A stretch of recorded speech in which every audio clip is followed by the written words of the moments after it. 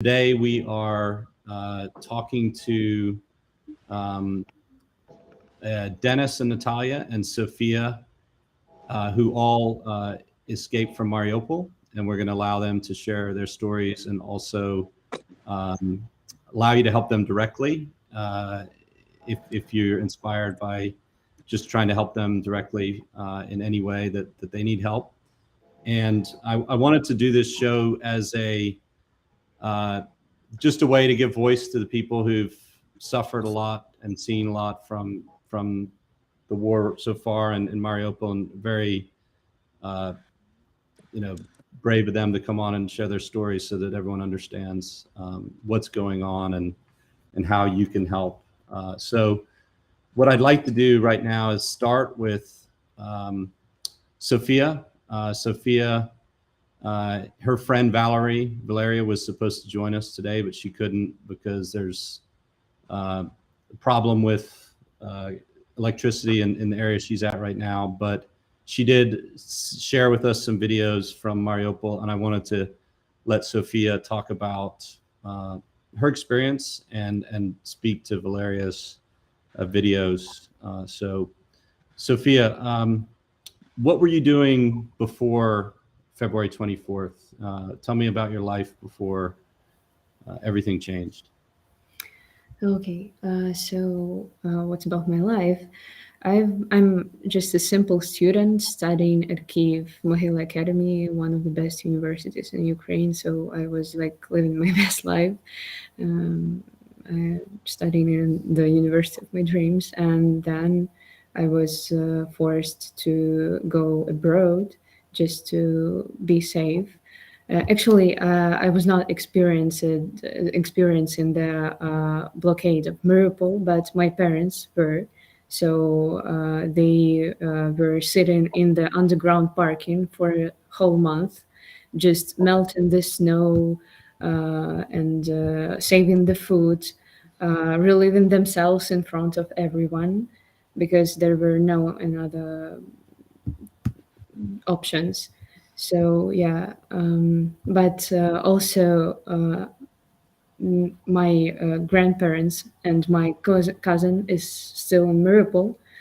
So yeah, I think that the important thing about Mariupol is the fact is that going outside was a permanent danger. Mariupol was shelled with a large number of prohibited weapons, and now it's like a common thing, a known thing. There were phosphorus bombs, vacuum bombs, cluster mines, aviation, and all of this were dropped on civilians, not on the soldiers. The effect of each of these weapons is a specific type of torture. So, for example, if one Solntsepek, it's the name of the weapon, if it hits a 9-story house, the fire will not stop until everything is completely burned. I think it's difficult to imagine the number of deaths, but the further it goes, the more likely the whole city of Mariupol will soon become a big mass grave. So the Ukrainian authorities are still trying to resolve this situation, but every time the occupiers made a promise about the silence, every time they broke it by killing civilians, and eventually people began to leave the city on their own risk, and long columns of cars were moving very slowly to the nearest safe cities. And yes, those long lines of cars were also shelled. And my parents miraculously survived because there were 2 big shells while they were sitting in the car. So on the way to the nearest occupied cities, people need to go through 15 Russian checkpoints, for example. Like it's at least 15, maybe now it's more. You never know what awaits you there. So occupiers, they check cars, they check clothes, they check phones. And I have a story of my friend who just this Russian soldiers wanted to take him out of his own car just because they found something suspicious in his phone. And later he told me that it was like a post of the news in his chat history with his friend about the real situation in Mariupol. So he was lucky that his parents convinced the Russian soldiers to take his phone, not to take him. And it's also important to say something about those people who cannot leave. There are still a lot of people hiding in the basements, hiding in parkings, and right now Russian soldiers are starting to take people out of these basements and directly to filtration camps. And today I had news about my cousin. He went through a filtration camp, and right now he's on the Russian side of our region, and he's just afraid because he doesn't know what awaits him in the future, because he's not allowed to talk about the Russians in a bad way, but he really wants to. So also when the Russians were taking him out of the basement of our house, he begged them to take also our grandparents, but Russians didn't listen to him. They just put the muzzle of the machine gun to his head and took him away. So at the moment, there are still a lot of people in danger in that situation, with no water, no food, no electricity, no connection at all with the whole world, and they're maybe thinking about that this is the end. This is that we're lose the war, but it's not the thing right now. That's why we're shouting about the blocking Mariupol, because that's why we need help. And Sofia, I'm just going to share quickly what your friend Valeria, who wasn't able to come on here, was It's my experiencing. opinion. This one is my opinion. We were sleeping there, but everything is okay. My family is okay, don't worry.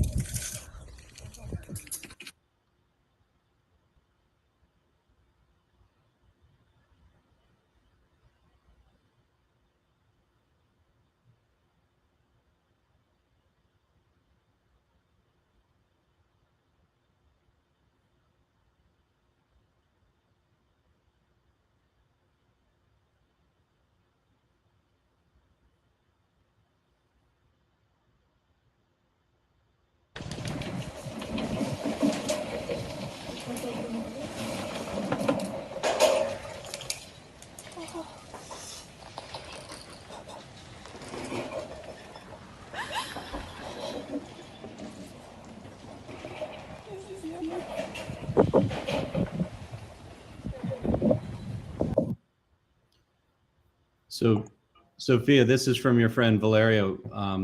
Just some images she had, both videos and pictures. When did Valeria leave Mariupol, and have you been able to see her personally, or you just been able to speak to her? Yeah, I was able to speak to her, and actually, she left Mariupol not so long ago, maybe like a week, or maybe even less. So, yeah, she suffered a lot. Mm-hmm. And you said your cousin is your grandparents are still in Mariupol, and your cousin is, or your cousin left. He Yeah. was forcibly moved to Russia against his will, right? Yeah, he was moved to Russia against his will, or actually not to Russia, but to the Russian part of Donetsk region. He's now in Makiivka. So yeah, there are our friends, and it's kind of peaceful there, but still he's not allowed to like go outside and walk around the city because it's still dangerous. Yeah, and also the soldiers took his passports, took all the things that were that he was connected with to Ukraine. So yeah. Okay. And did your parents escape from Mariupol yet, or are they still? Yeah, my parents escaped, and right now my mom and mother with me in Germany, and my father is staying in the western part of Ukraine. So they had a narrow escape actually, because as I said before, this long line of cars going towards the safe city was shelled a couple of times. So yeah. And your father stayed behind because he's a military age, or between 16 and 60, I guess. Yeah, he's moreover a doctor. So yeah, he's the person who wanted to stay actually in Ukraine because he thinks that it's his obligatory to be with the country. And was your father also a doctor inside Mariupol before he left? Was he, Yeah. he working in the hospital, or? Yeah, he's actually a psychiatrist, and my mom also is a doctor. He's working in general medicine sphere, and right now there is nothing left of the hospitals they were working in. So yeah, they don't have a job. No, we're trying to find some opportunities here in Germany, but still the language problem is can be seen. Yeah. Yeah. Well, Sophia, I just wanted to thank you for sharing, and just for everyone watching this show, we are in the process of releasing an app, hopefully very soon, that will allow people to donate directly to people from Ukraine who have stories that we will have verified they really are in need, to prevent the people from just putting up stories that are fraudulent. And we definitely, until then, we've put Sofia and Valeria's email for PayPal if you want to send money to either one of them directly. That's right below the show in Facebook or YouTube or wherever you're watching this.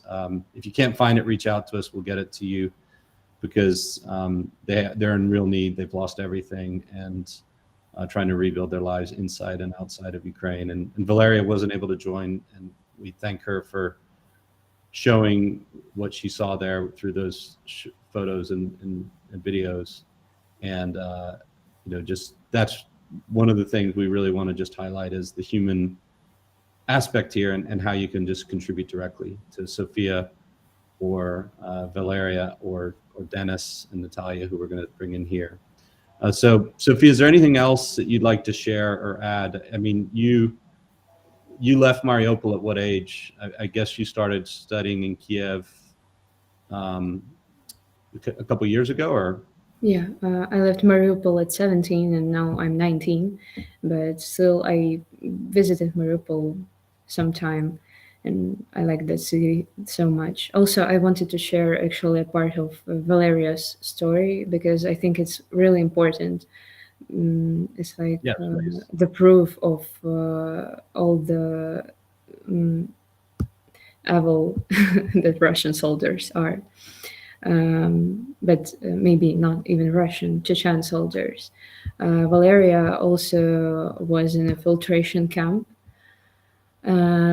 She was there with her family, and Chechen soldiers, they forced her mother to take all the clothes in front of her son, in front of her husband, in front of other people.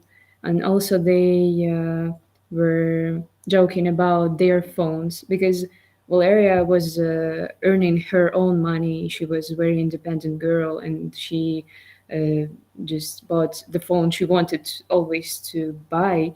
And they were joking about it. They were joking in a very like silly way, about like sexual things and all that stuff.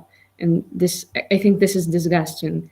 And even the feeling that you cannot say the word to them because it may cost you your life. So I think that's important to hear. Yeah, for everyone.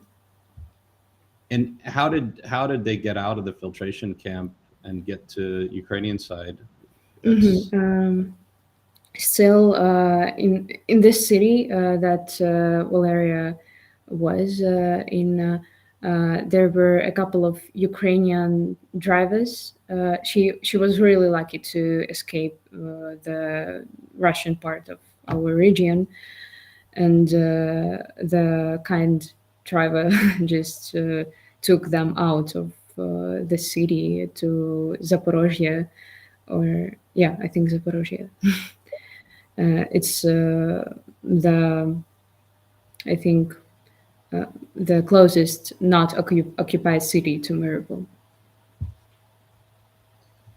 All right. Well, Sofia, thank you for sharing that, and I'm glad that your friend Valeria is safe right now, and I hope that also her email, and if you want to support her directly, is also in this chat, and that's what we built our app to allow people to support directly financially or however they can.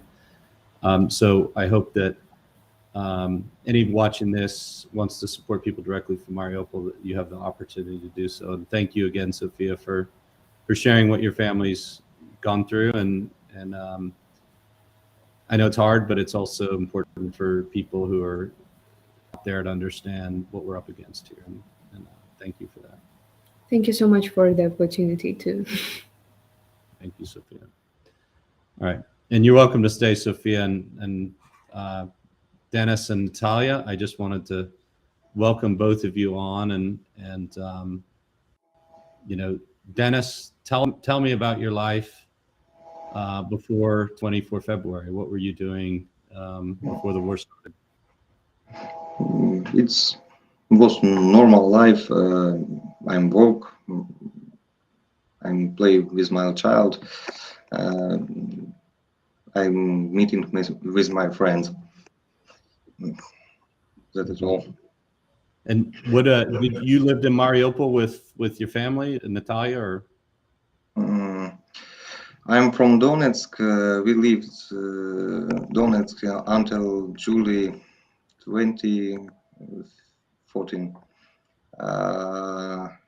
and in 2016 we live in Mariupol until March 21st. Okay. Sorry, my English not good. Dennis, it's great English. It's much better than my Ukrainian. So don't worry about that. So Dennis, originally you and Natalia are from Donetsk, and you chose to leave Donetsk because, and this is, I think, important. A lot of people don't understand that a lot of people from Donetsk didn't want to be part of the breakaway region. Yeah. I mean, under Russian control. Yeah, we escaped from war to war. From Donetsk, from Mariupol, from Donetsk 2014 and Mariupol 2022. So, Dennis, what percentage of people you knew in Donetsk decided to go to Ukraine versus stay in Donetsk or go to Russia? Because I think that's important. A lot of people don't understand. I don't know how percent, but many my friends escaped from Donetsk To Ukraine. They didn't want to live. to Ukraine. To Ukraine. Yeah. Mariupol, Kyiv, Kharkov, Dnipro, Zaporozhye, and other. So most people in Donetsk didn't want to be part of this breakaway region. Is that, would you say that's fair, or it was pretty divided? I don't know. Okay, but a lot of your friends left and chose Ukraine.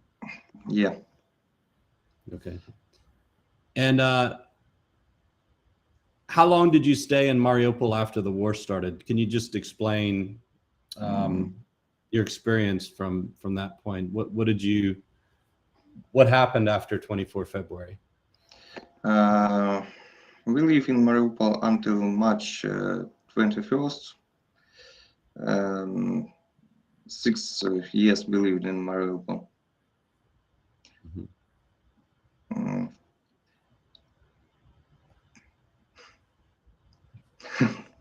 No, that's fine. That's fine. And is there anything after, from the 24th to the 21st of March, 24th of February, anything you just wanted to share, or how was your experience before you left? Experience with gas and heating and water. What happened? In beginning of March, gas, electricity, heating, water, and other have been turned off. More store not worked. Some store destroyed, some store looted. No work anything. And was that all from the fighting with the Russian troops, or what did you see going on around you? What part of the city were you in? Destroy maybe Russian troops, looted people who live in Mariupol. Got it. And Sofia, if you wanted to also translate anything, Dennis, if you wanted to say anything in Russian or Ukrainian, and Sofia could translate, we're happy to do that too. It's so good. Okay. София, вы можете переводить за меня? Yeah. Ну, как воды и газа, как я уже сказал, не было. Электричества, интернета, мобильной связи, ну, то есть это уже ушло в прошлое в начале марта. There were no connection, water, gas, electricity, nothing of the utilities. We need to live. Yeah. В принципе, как бы люди доставали еду там путем обмена, у кого что осталось, меняли все там, сигареты на еду, сигареты на воду, или и наоборот. Денег не было, меняли просто. Да, деньги не имели вообще никакой ценности. Translate, please. Sophia. I think she froze there. Sophia? Froze. The money, no costs. We change food on cigarette and food, water on food, with cigarettes and other. Sophia, we just lost you, but he was asking you. There was a barter. It sounds like a trading economy. Yeah, that was it. Yeah. And what did you see from the fighting? The Azov battalion is there. The Marines are there. What did you see? Did you see the Ukrainian soldiers in your area, or what did you observe? Ну, сначала было много военных украинской армии. Ну, где-то там недели две это была Украина, потом вокруг стали ДНР, и ну, российские войска я видел редко. Это в основном как посты были войска ДНР. София? I think she might have pressed it again. Hold on. I seen not many troops of Russian soldier. Was soldier of Donetsk Republic. Did you speak to any of them at all? Because they're from your old town. Did you speak to any of the soldiers from Donetsk? Да, так, София, can you help me?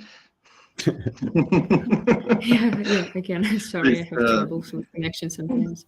С конца февраля и до начала марта это были в основном украинские войска. После, ну, где-то, наверное, первая неделя марта это уже были войска ДНР, и где-то немного я видел русские войска.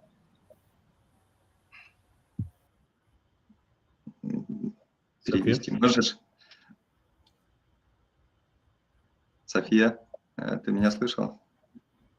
Can you hear me? Да, повторите, пожалуйста, если можно. В общем, в начале февраля мы были под контролем украинских войск, а где-то с середины, ну, первая неделя марта это уже были войска ДНР и чуть-чуть российских войск. Okay, he says that in the beginning of February there were still a lot of Ukrainian soldiers, but in the middle of March, DNR, it's like Donetsk Independent Republic, this thing, yeah, it was already inside the city in the middle of March. Okay. And did he speak to any of the soldiers from Donetsk, which is where he's from before, or did he not speak to any of them? Ну, они постоянно проверяли документы, осматривали, есть ли у тебя наколки, синяки от приклада, что там, ну, раздевали, осматривали. Мужчин, да. Russian soldiers were checking the marks of using weapons, like different bruises on the fingers and that stuff, just to know whether you're a soldier or not. And they're also checking for tattoos, also for men. And tattoos. Tattoos. Татуировки, да. Да. And tattoo checked too.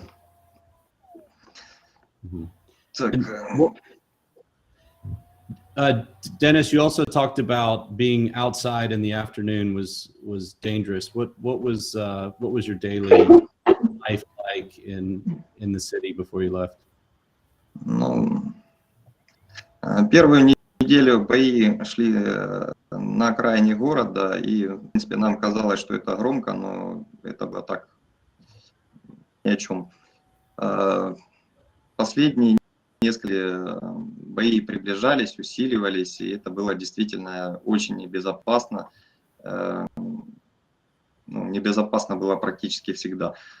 Днем, ночью, летая с утра и чуть ли не до вечера самолеты, работала артиллерия, танки, пехота, ну, все везде взрывалось, горело, разрушалось.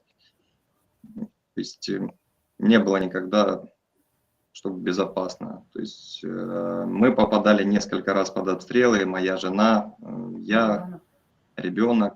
Я, когда выходил в город, тоже много раз попадал под обстрел. И это были как и автоматные выстрелы, так и бомбы. Да, не буду долго. София. Okay. Yeah. They also from the in the beginning of the war in February, there were the battles in the eastern part of the city, which is like far from the center. So maybe for some people it wasn't. It was more safe in the center of the city. So yeah, they heard it, but wasn't that worried. But with the time, the invasion spread on all of the city, so it became dangerous everywhere. И можете, пожалуйста, повторить про то, что вы говорили там за семью, детей? Это у меня со связью продолжается плохо. Попадали под обстрелы, ну, я попадал и под автоматные, и под снаряды, а жена, пару раз с сыном попадали под снаряды, короче. Волной нас, получается, снаряды ложились рядом, нас волной отбрасывало. Меня, Волной. да, сына 4. Okay. Denise and Natalia, they experienced the shelling with the guns and with the just like bigger weapons with the bombs themselves. So yeah, they experienced all this stuff when the like wave makes you so, yeah, they experienced the shelling themselves, so it's You hard mean to the- explain. No, it. it was close to them, or it hit. They could experience. Yeah, it was close to them, so they could be hurt, but thanks God. And Dennis and Natalia, were you with family during this time? Who were you with?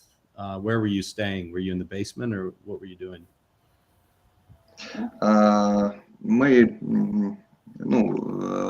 первую неделю мы жили еще в квартире, в коридоре. Там 2 дня в ванной. Да, и потом, когда поняли, что это уже ненадежное укрытие, спустились в подвал. 11 дней мы прожили. Да. First weeks they were living in the corridor between two walls. It's the most safe place, the safest place. And 2 days after, they were living in bathroom because also there are no windows. And the rest of the time, like for I think 12 or 11 days, yeah, they were living in the basements of the house. Yeah. And Dennis, what was your decision to leave the city? When did you decide? Actually, before you decided to leave, you had no idea what was going on outside the city. Did you understand that Ukraine was surviving as a country? Did you think Ukraine was experiencing what you're experiencing everywhere? What was your awareness of what was going on inside the rest of Ukraine? Ну, информации никакой не было. Кто-то у нас в подвале там был с радио, и он слушал украинскую радио. Там говорили, что Украина вот-вот придет, поможет. Переключались на российские каналы. Там говорили, что тоже всех побеждаем. Все уже сейчас захватили. То есть правдивой информации не было никакой. То есть связи по телефону не было, связь была только рядом с офисом Киевстар в центре города. И то она была не всегда. Okay, there was no information about the situation in the country at all, but still the neighbor of Denise and Natalia in the basement, he had a radio. So on the Ukrainian channels, they said that the Ukrainian will come and help Mariupol like in a while. And on the Russian channels, they say that Russians just are winning the war and just trying to like get the whole city. So there was no like truthful information about the situation, like a real, maybe more realistic vision of it. So yeah, and also there were no connection, no internet. There was a place where people could speak to their relatives. There were like a little bit of connection near the office of the Kyivstar. It's like a place in the center of the city, and not everyone could get there. Yeah. So when did you? Why did you decide to leave, and when? And just tell me how that went, getting out of the city. Не совсем понял вопрос. Когда когда и почему вы решили покинуть город? То есть и как это происходило?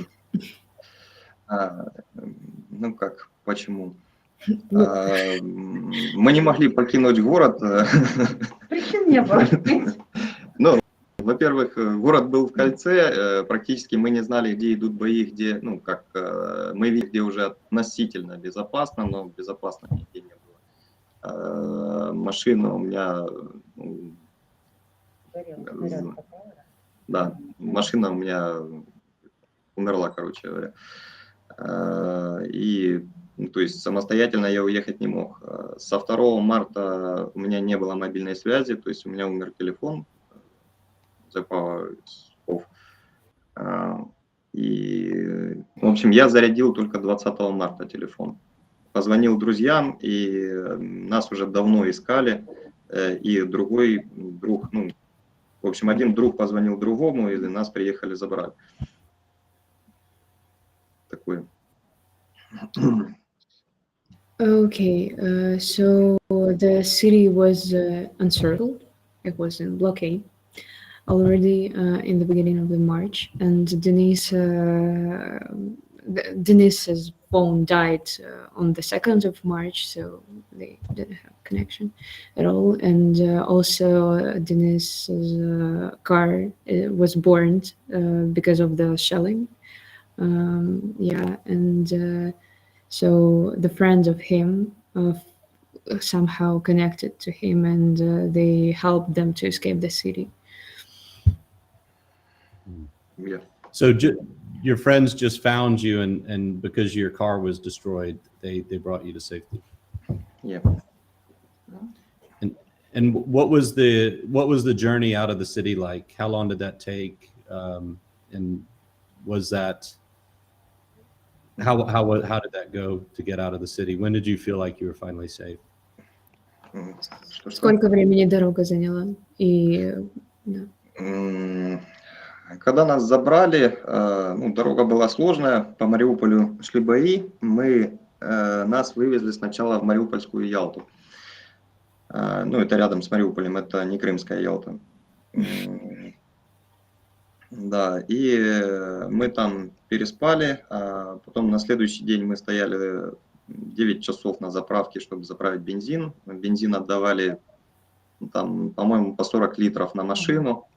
Ну, мы собирались заправиться и поехать, но не получилось. 9 часов прождали в очереди и уехали уже еще через день.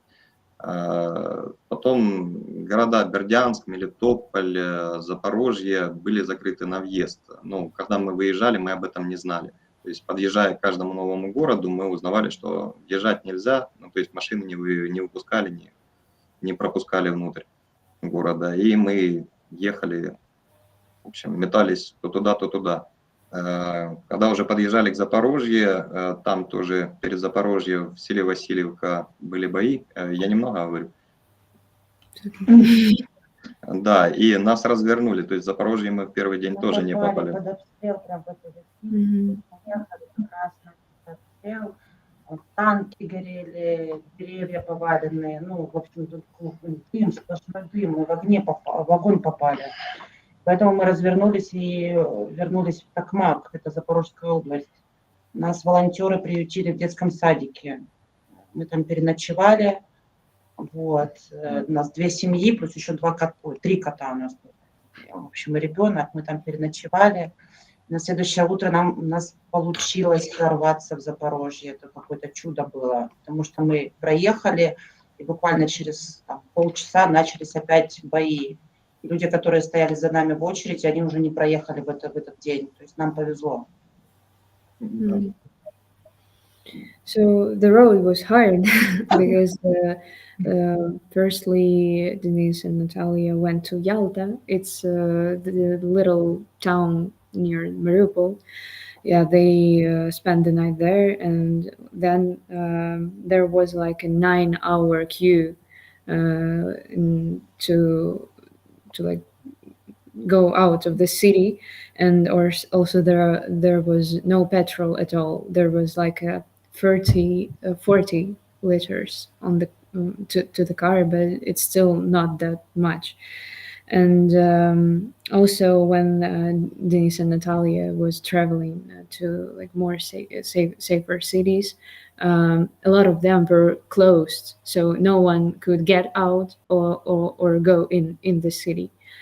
Yeah, the situation was hard. Also, they survived the shelling in Vasilievka in Zaporozhye region, and they went back to Tokmak. It's closer to Mariupol, and then they escaped from there. So they were like torn in between two cities and trying to decide whether it's safer to go.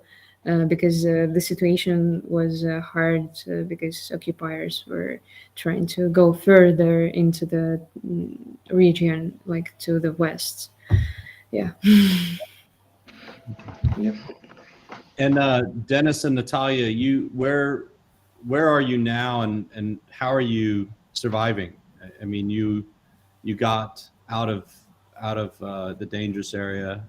Where did you go, and how are you rebuilding your life or surviving right now? Как будем начинать новую жизнь, там типа такое, там где мы сейчас находимся и так далее, я так понимаю. Ну нам не второй новую жизнь. Да, мы начинаем уже второй раз новую жизнь после Донецка, теперь после Мариуполя. Сейчас мы находимся во Львове. Мы пока не думаем про... Больших планов пока не строим, степ-бай-степ, так сказать.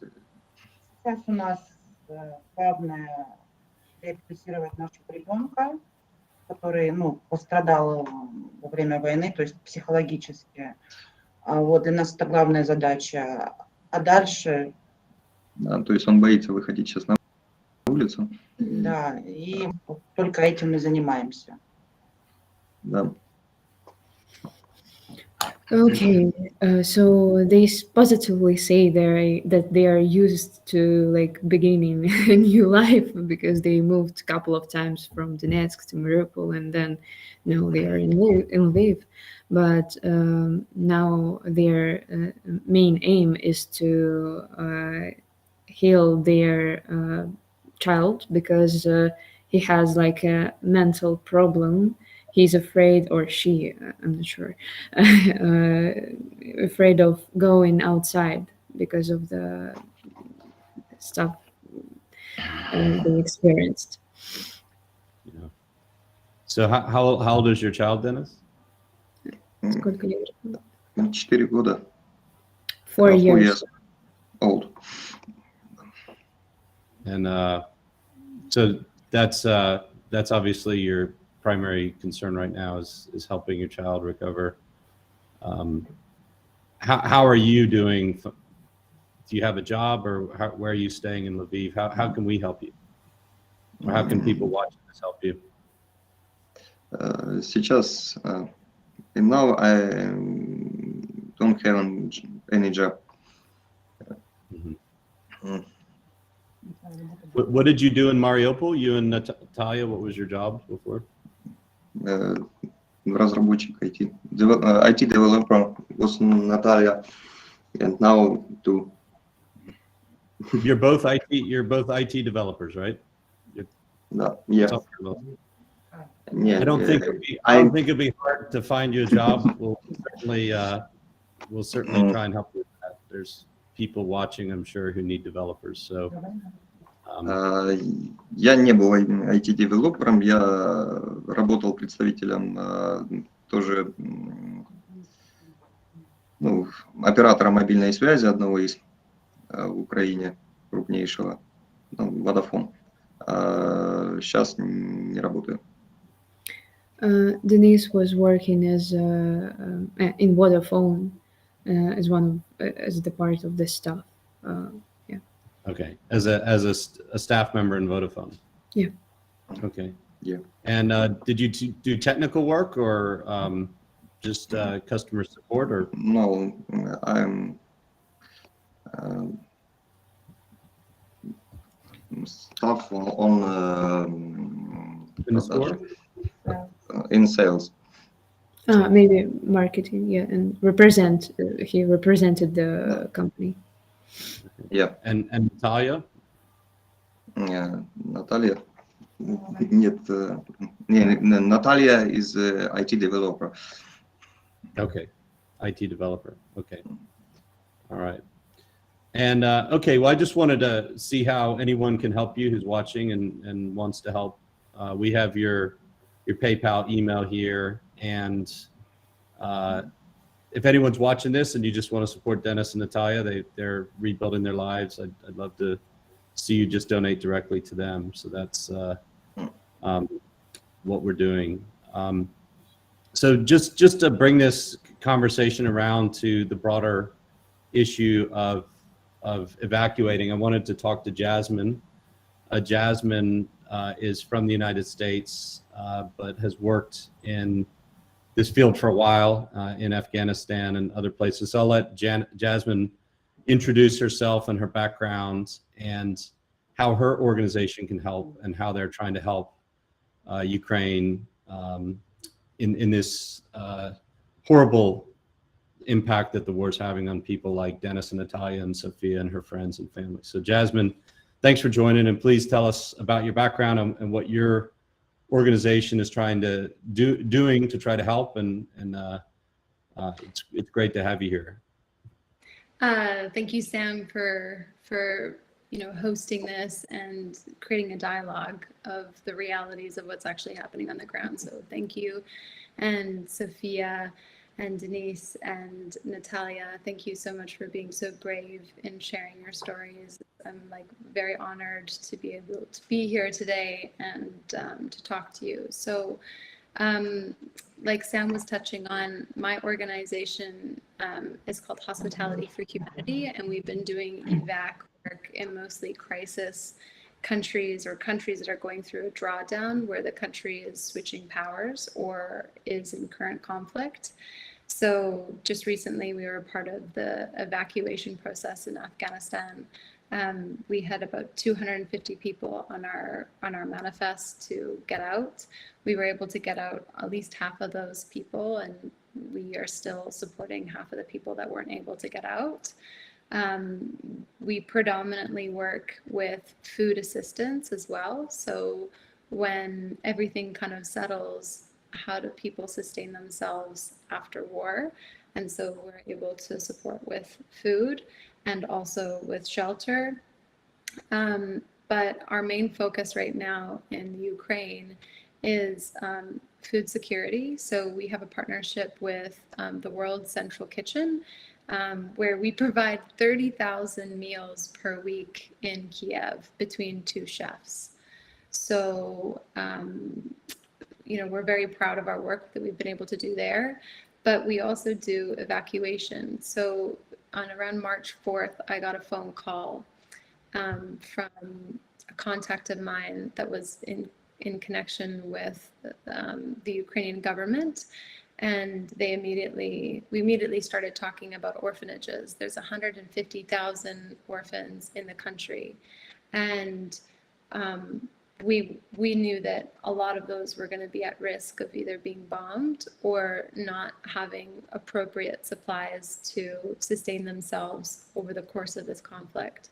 So we got a team on the ground in Lviv, and we have been able to evacuate multiple different orphanages through our government contract. And so extremely proud of the aerial group and a couple other evacuation groups that I'm working with and supporting.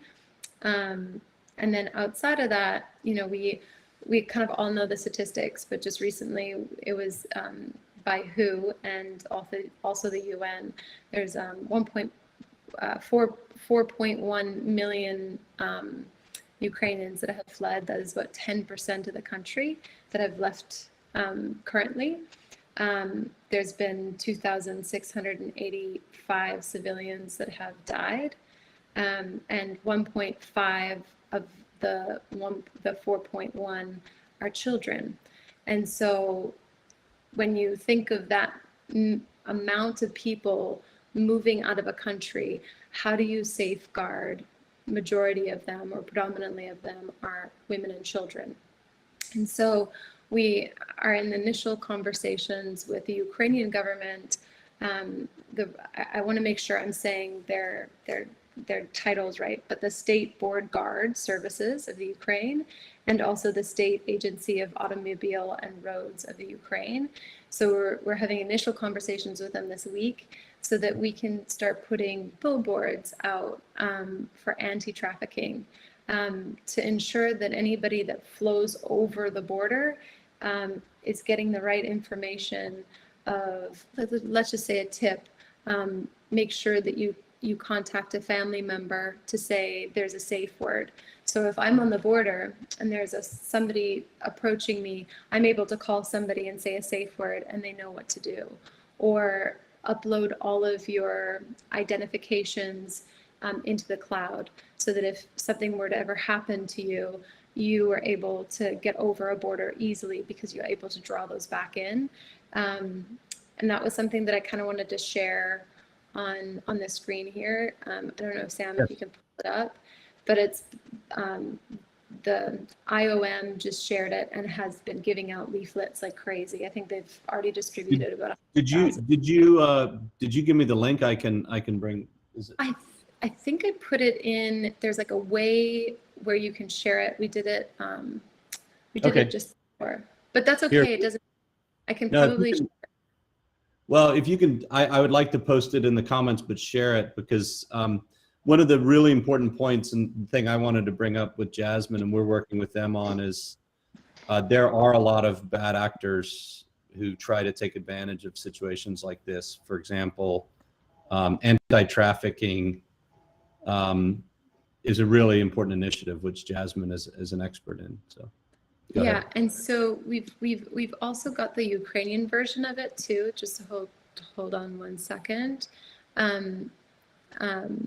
and so that you can kind of read through that and share with your community. Thank you so much for sharing that. And what we're trying to do is we're trying to put billboards up of signs. So like we had a catchphrase like human trafficking is alive and well at the borders. Please safeguard your children and yourself. And then we've gotten a very aggressive one, which we don't know if they're going to agree on, but we said, we will be prosecuting you, watch your back. So getting very aggressive and being in the face of any human traffickers to know that that type of behavior is not going to be tolerated. And there's people on the borders that are willing to take action on it, especially local authorities in Poland and also in Romania. Just to give you another statistic, there was 260,000 people that were trafficked out of the Ukraine last year, and that's a large number. And if you can imagine having 4.1 million people flooding over to Poland and to Romania, and already the number of last year was around the 200,000 mark. This is a human trafficker's dream. So what we want to make sure is that people are safeguarded and that they have the right information that they need. Additionally, we are in the very beginning stages as well, is creating a pop-up care village. What that means is that when you're at the border of Poland or you're in a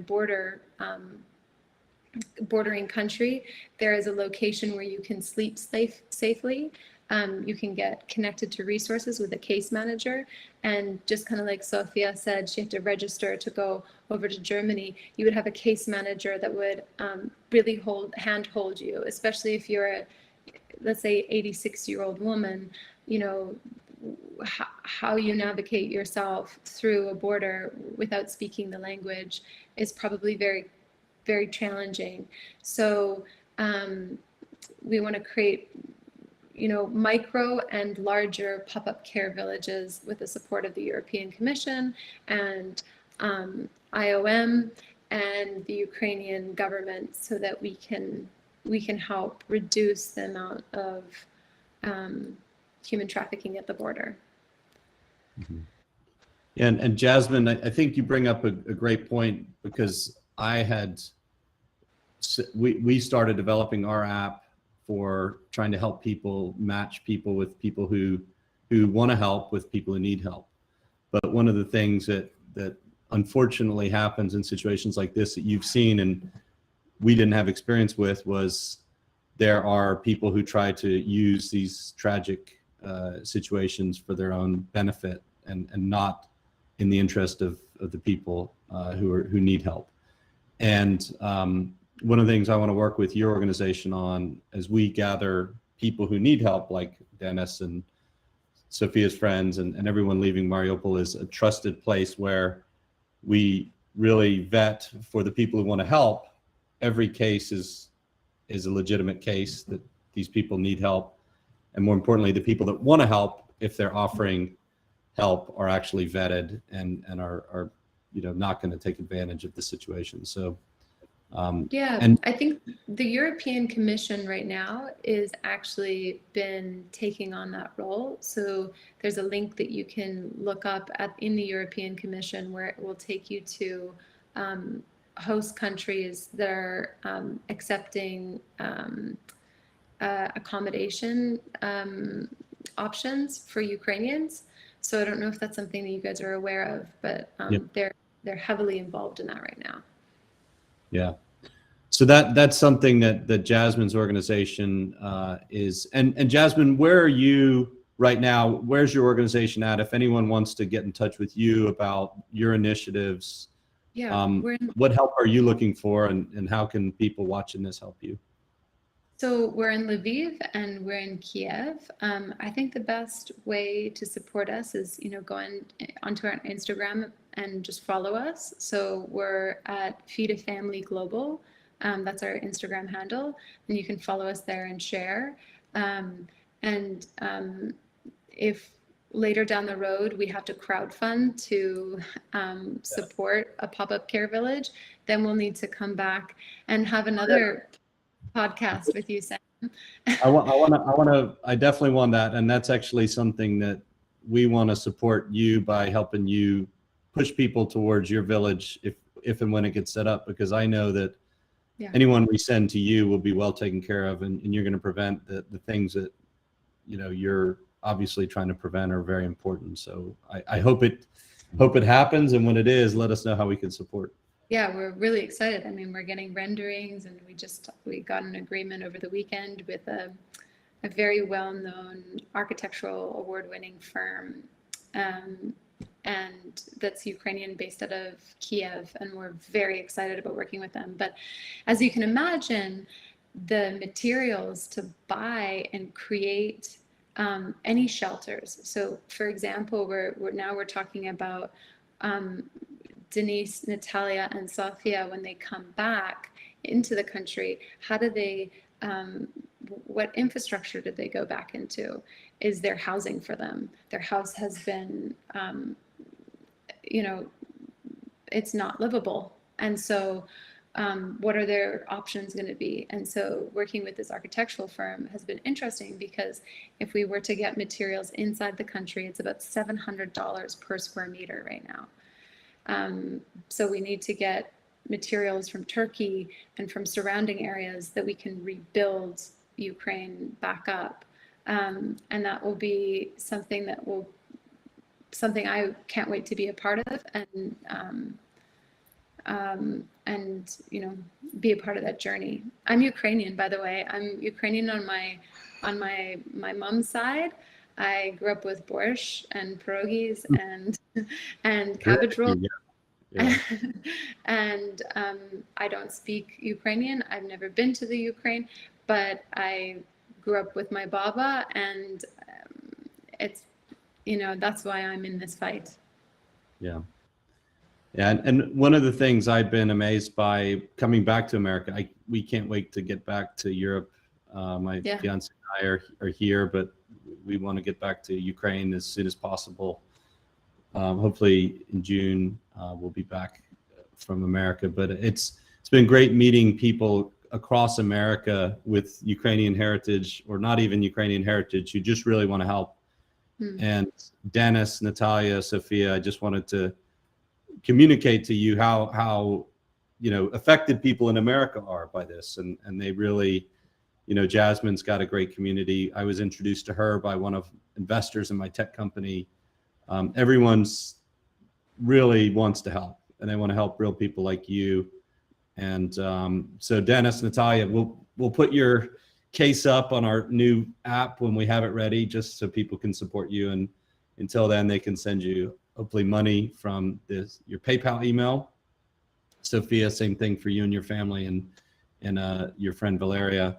And that's really what we want to enable. And then anyone who needs help, transportation, getting to a safe spot, we hope to pass them off to Jasmine's Care Village.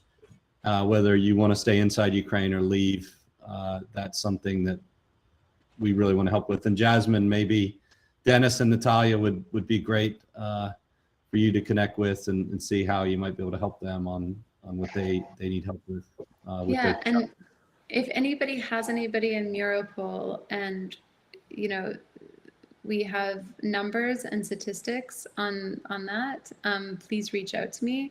We can evacuate that area, so let us know. Jasmine, can you talk about that, because you've told us, what does your group do for rescues and what's the criteria? Because at borderlands.com.ua, if you submit a help request to us and we see it meets Jasmine's criteria, we will directly contact her. So tell us how you can help people in Mariupol. Yeah, so we predominantly help orphanages, but we also help with disabled, elderly. I love that banner that just came across. It's so nice. And so we normally will only evacuate 10 plus max people, because taking one person, as you, Denise and Natalia and Sofia, hearing that it takes 9 hours to just get out of one city, to go in and just get one person is not what we're doing. We're getting in 10 or more people. We need a point of contact for those 10 or more people. So that means that those 10 people either need to be all in one location in a bomb shelter, or at wherever they may be, maybe a hospital. And then that POC becomes our line of contact with them. And then we also need to know if they have any medical needs. So if they are going to be coming into a van that need to be hooked up with an IV, or need certain medical machinery, we need all of those kind of informations. And then we also need to know how many children and how many adults were moving out of the country, out of the city. So those are just kind of like the rough overview of what we need of information. And if we can get that information, the sooner the better. And 10 or more people, it doesn't matter if it's Mariupol or Kharkiv or anywhere. Anywhere. Yeah, okay. Anywhere, and then we can get this approved. So we have to go through a line of approval with the Ukrainian government. They give us approval, and then our team goes out. Yeah, and this is Ukrainian government sanctioned rescues that your nonprofit helps with, and these are former, well, they're very experienced people. Yeah. They're people that have gone into war zones and know how to take a target out under heat. Our teams are trying to avoid going into heated zones right now, because a lot of people are not making it out. But we have other teams that are finding ways to get through those checkpoints and finding ways to get through through enemy lines. It's 15 checkpoints with Russians. It's a lot. Yeah.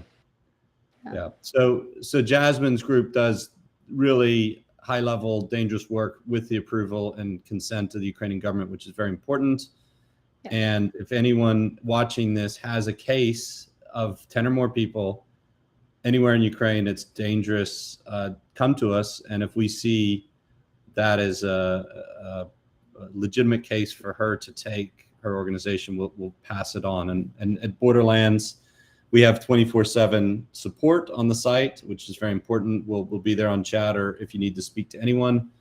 And we're helping people, again, as a reminder, who are displaced or need to evacuate inside or outside Ukraine with that journey. So Dennis and Natalia, if you know anyone who wants help, just speaking to us, we try and connect people like you with organizations that can help with financial, that can help with lodging inside or outside of the country. That's what our organization's doing.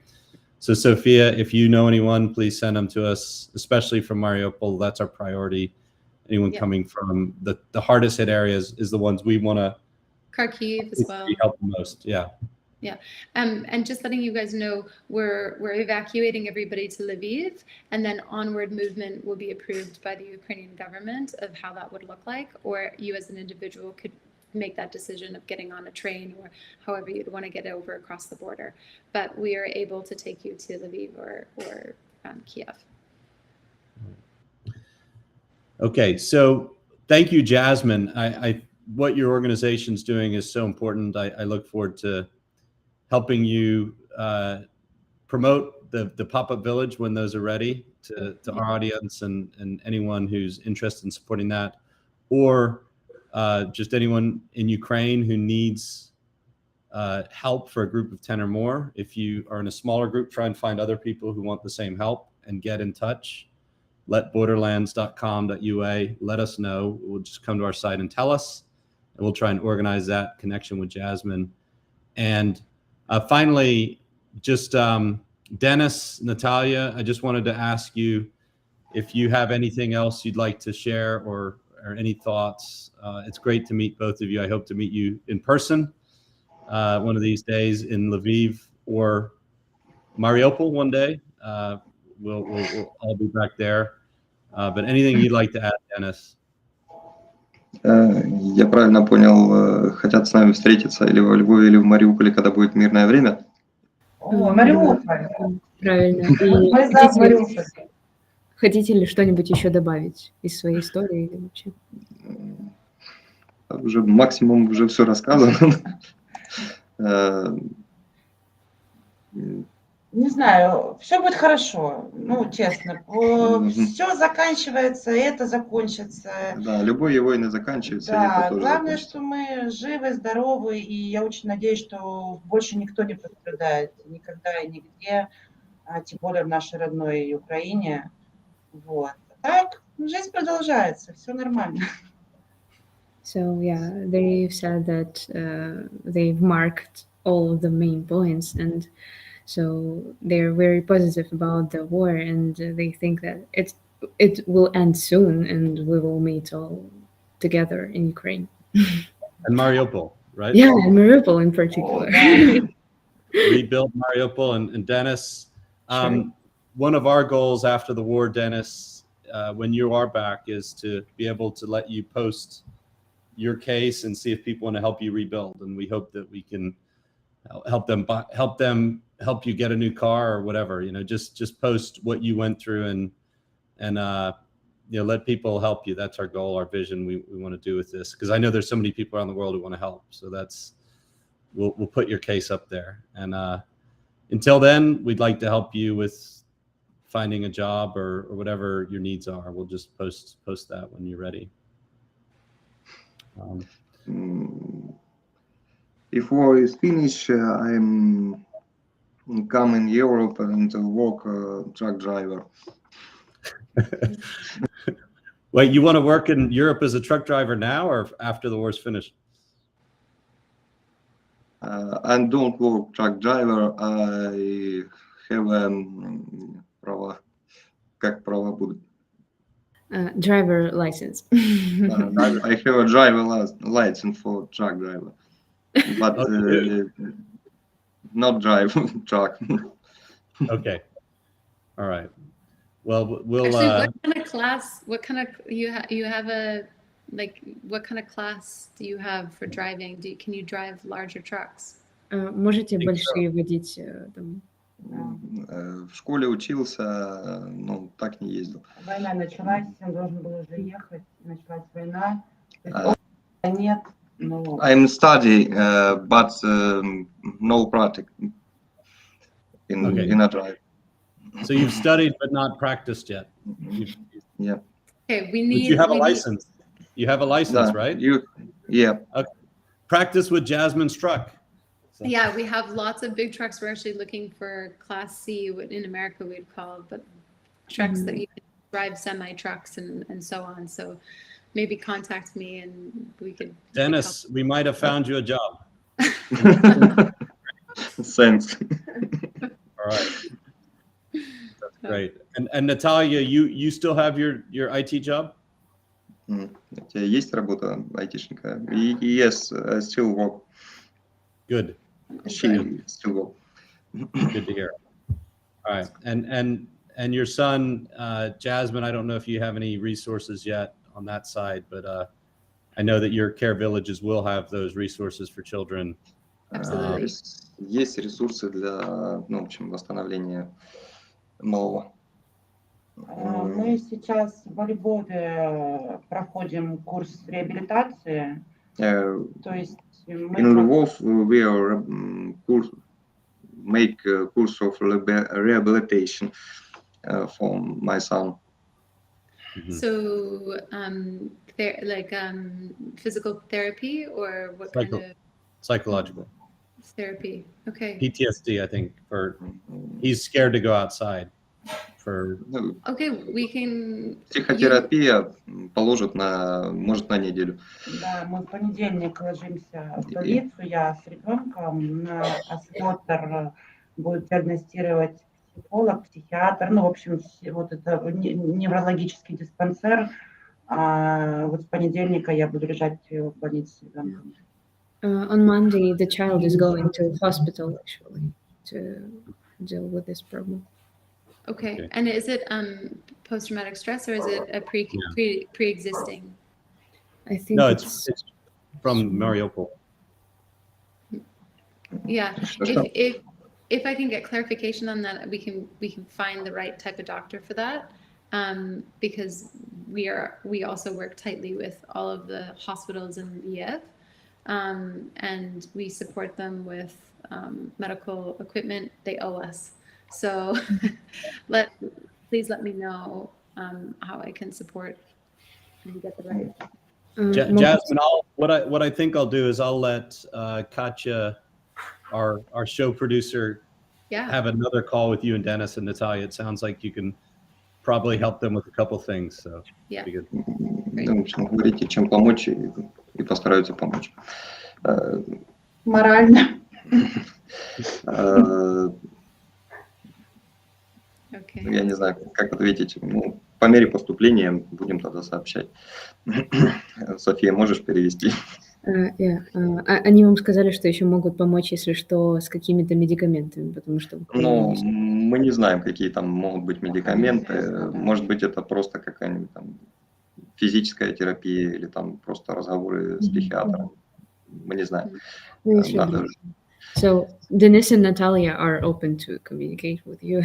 Okay, great, perfect. Great. Okay, great.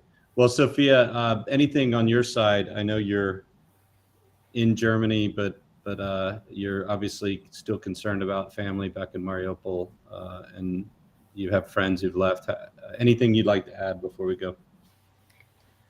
I think I just want to wish everyone to be safe and to just take care of themselves and their family firstly. Yeah, and everything will be okay. And Sofia, what are you doing with yourself? Are you continuing to study, or are you working, or what help do you need?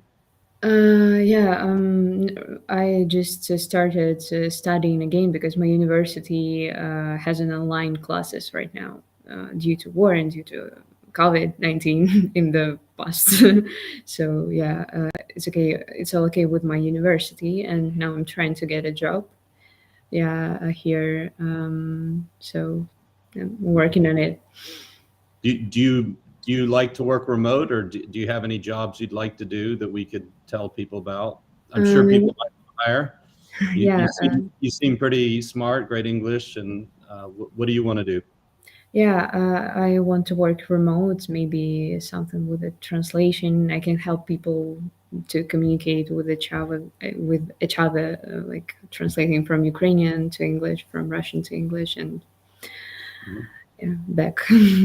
Well, actually, you should probably talk to Katya. We might need some help on some of our stuff, transcripts actually for our shows. So we should talk. But I'm sure someone else might reach out to you too. But. Okay, thank you. I'll talk to her. Okay. All right, Jasmine. I'll let you have the last word, and we'll say goodbye to everyone. Well, I'd just like to thank everybody, and thank you, Sam, for creating this space that we can all speak and talk about our experiences. If it wasn't for you, we wouldn't be here. So thank you. And I wish Sofia and Natalia and Denise a very prosperous next 6 months of your life. And I hope that whatever challenges you come across, that you know that you have a community with Sam and an extension with me. So however we can help. So thank you. Thank you too. Thanks, Dennis, Natalia, Sofia. Thank you, Jasmine, and thank you, everyone. Again, please donate directly to Sofia and Valeria and Dennis, and on their PayPals. That's the priority. But also the app that we're building, we have the 24/7 team that's all Ukrainians working to help other Ukrainians in need. If you want to support that also, you can donate to the Borderlands Foundation so we can keep developing the technology to get the stories of people like Dennis and Sofia and Valeria out there, and Natalia, sorry, Dennis and Natalia, Sofia and Valeria out there, so that you can just help them directly. That's our goal. And as we build this community of aid organizations that are trying to help inside Ukraine, that's what you'll be supporting on Borderlands. So thanks again, and we'll see you on Thursday. We're now going to do the broadcast 2 days a week, Tuesdays and Thursdays. On Tuesdays, we're going to focus on human story, everyone affected by the war. And on Thursdays, we focus on the military situation from military volunteers, territorial defense fighters, and just people who are analyzing the situation. That's going to be our show going forward, focusing on aid one day and the military situation on Thursdays. So that's what we'll be doing. We'll see you on Thursday as the update on a lot of things have happened. Ukraine has definitely made huge progress on the battlefield, and we'll update that on Thursday. So thanks, everyone.